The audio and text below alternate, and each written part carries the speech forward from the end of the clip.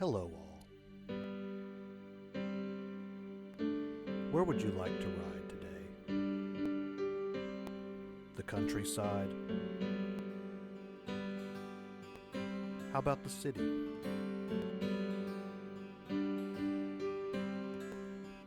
Maybe a mountain forest? Or a sandy beach?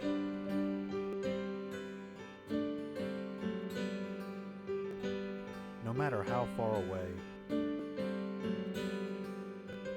or in our own backyard,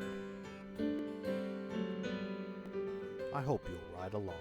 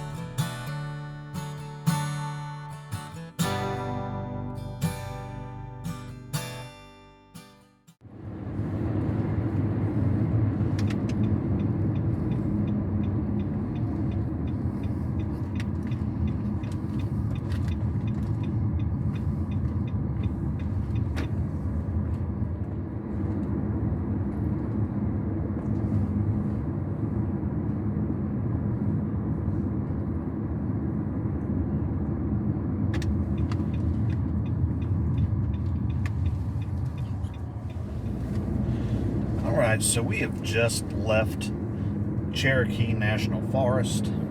We're in the town of Telico Plains, Tennessee, and have finally reached the Cherohala Skyway.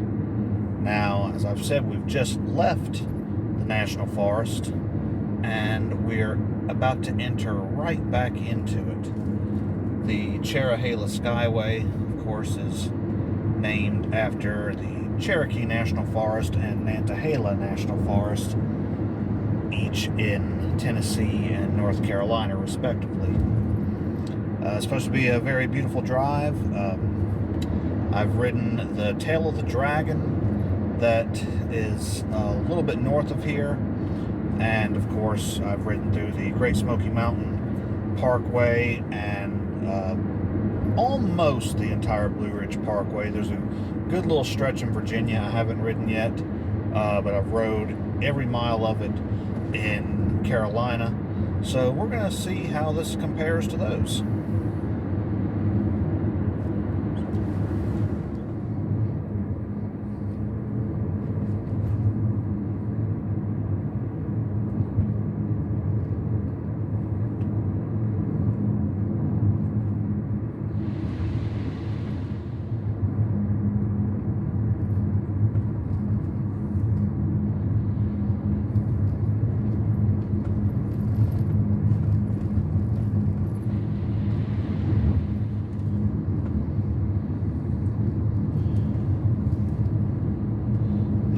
Through here is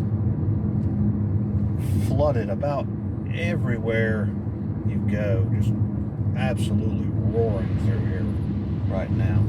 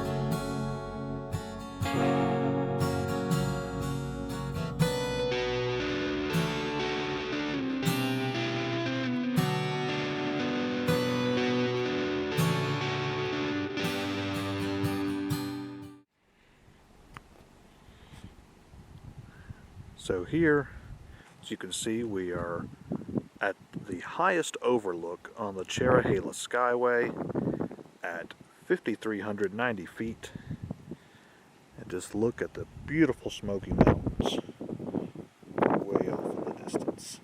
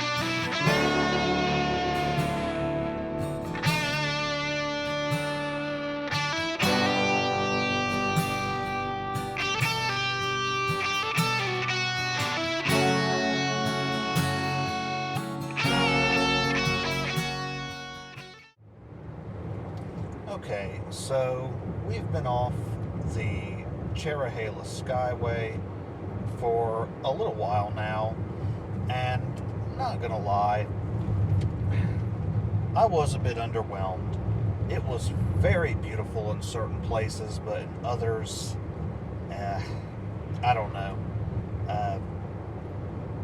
I feel like a lot of the overlooks were a little overgrown, and most of the side on Tennessee was, just not really much to it. It really got nice on the Carolina side of it, though. So, I guess you can be the judge of it.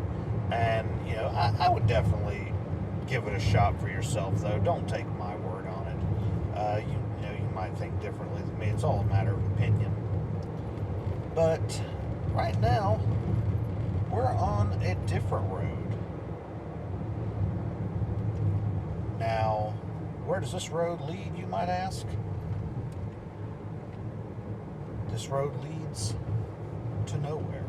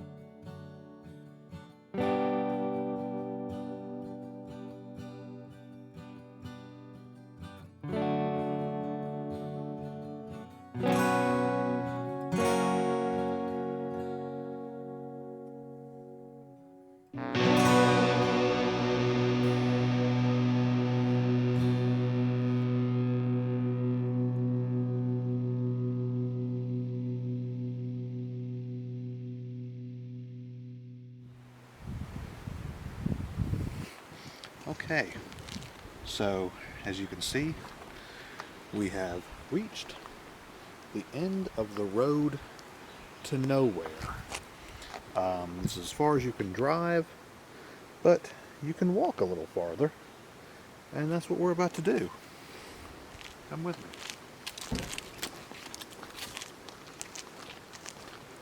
So, the road to nowhere, formerly known as Lakeview Drive, or also known as Fontana Road, was a road built in the early 1940s for the residents of Bryson City in that area to connect them to Deals Gap on the Tennessee line. Now, there were some budget issues and wildlife and conservation issues with the national park, as we are in Great Smoky Mountains National Park.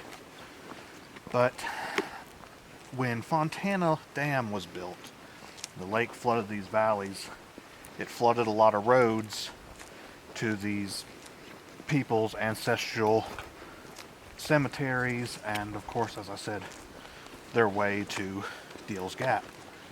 So it was agreed, the federal government agreed to build a road all the way through.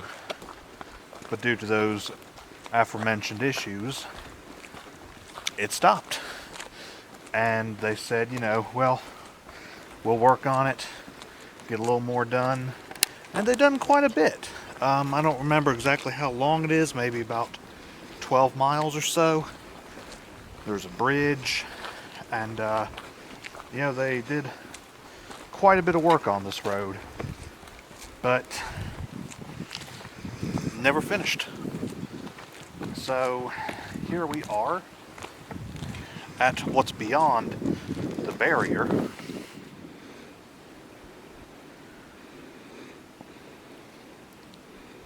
This spooky mountain tunnel was the last thing ever built for the road to nowhere. Now we're going to see what's on the other side.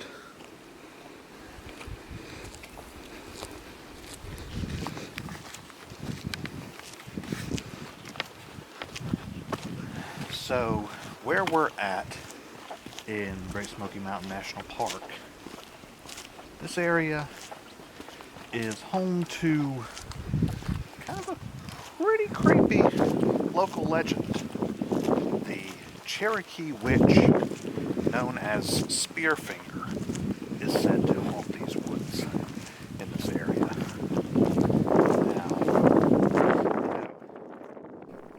Okay, so that's about really all you can hear until we get to the other side of the tunnel. The wind just started blowing right against that opposite side of the mountain, coming right through the tunnel, and drowned out everything I said. But right here, I was just talking about the Great Smoky Mountains National Park, and how that here lately it's become known as the most dangerous park in the country, because so many people go missing here without a trace, never seen again. But also, that's statistical evidence because this is also the most visited national park in the country.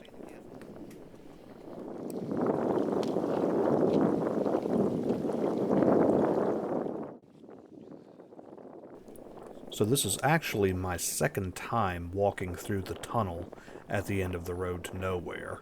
This is actually one of my favorite little hikes, if you even want to call it a hike, because both times I've been here, really nobody's been here, and naturally I love that extra spooky element of being in this dark, scary tunnel.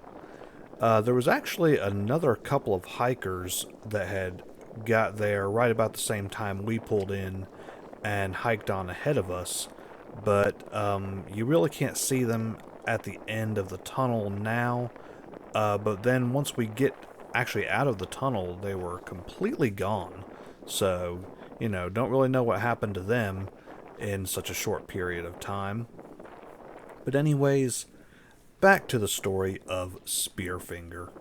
So, Spearfinger was a Cherokee legend about a woman made of stone who had one long spear-like finger that she would kill her victims with to eat their livers. And she had the ability of shape-shifting, oftentimes looking like somebody's grandmother or their aunt, and that's how she would deceive people into coming closer to her so she could then eat their livers. Now, there are some stories that say that Spearfinger was killed by a council of Cherokee warriors, and some other legends say that she still roams these mountains. So who really knows? Maybe she's alive, maybe she's dead, or maybe they're just a bunch of fun stories to tell while you're walking through these dark and spooky tunnels. Either way, stories or not, the tunnel is still creepy all on its own. And it really does do a number on your senses. Naturally, your eyesight, because you have a literal tunnel vision, seeing nothing but the light at the end of the tunnel and darkness surrounding you. And here, when I shine the light in my face for the camera, I could see absolutely nothing in front of me, just the blinding light. And right about here, I heard some really loud thud. Didn't know what that was, echoed all through the tunnel. So that just made it all the more spookier while we were in here. So naturally, along with the visual impairment, your hearing is being constantly bombarded with stimuli as you're walking through this tunnel. There's the constant echo from your footsteps or from your voice, and there's also a constant flow of water that just echoes throughout the entire tunnel, along with any time the wind blows, it just roars through it. So it really does kind of mess with you as you're walking through here. But, that all adds to the experience as well. And even if this is considered the most dangerous park in the country, Great Smoky Mountains National Park is truly one of my favorite places on Earth. Something about that danger and the mystery behind it really just adds to it for me, but it is truly just an absolutely beautiful place. And, just use common sense when you're out here. Don't go wandering off into the woods alone, especially if you don't really have any experience with hiking or being out in the woods. So, just practice common sense. But as I'll mention here in just a minute, there is something just truly alluring to me to be completely cut off from civilization way out here in the wilderness of these mountains. So maybe that's why this area has had such a constant draw to me over the years.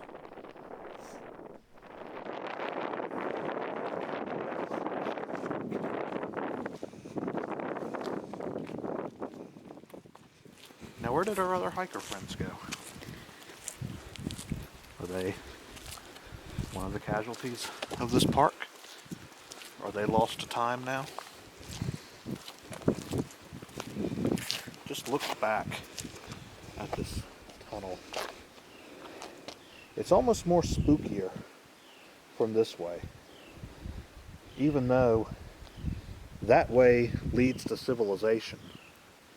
Something about being on this side of it makes you feel completely shut off from the rest of the world.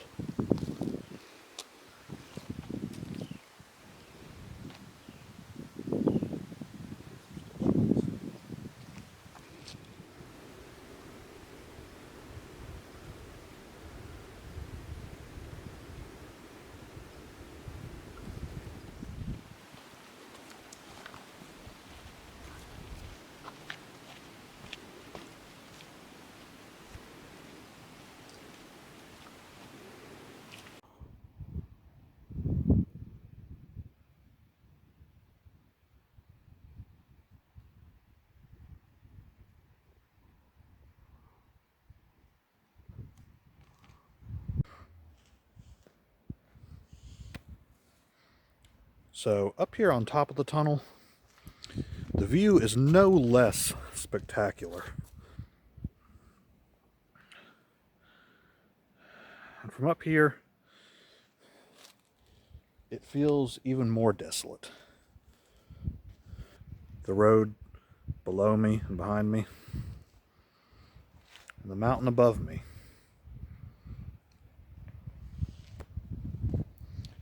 It really does make you feel kind of insignificant out here in the middle of these thousands upon thousands of acres of woods.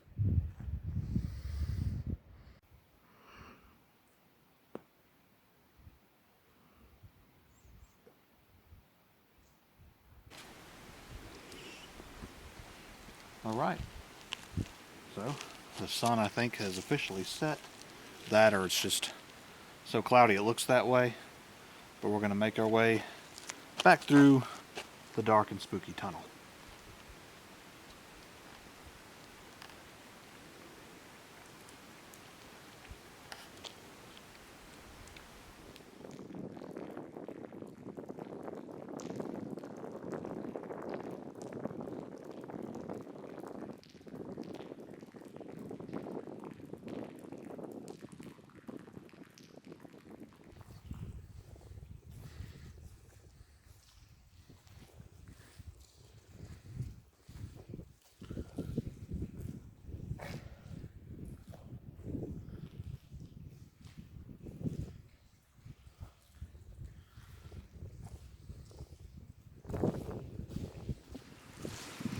Okay, we have finally reached the end of the tunnel. Honestly, it sounds weird now. You kind of grow used to that echo and hearing the water trickling in there. I don't know, it sounds eerily quiet out here now. Of course, the tunnel gets even spookier as the hours go on. The sun goes down.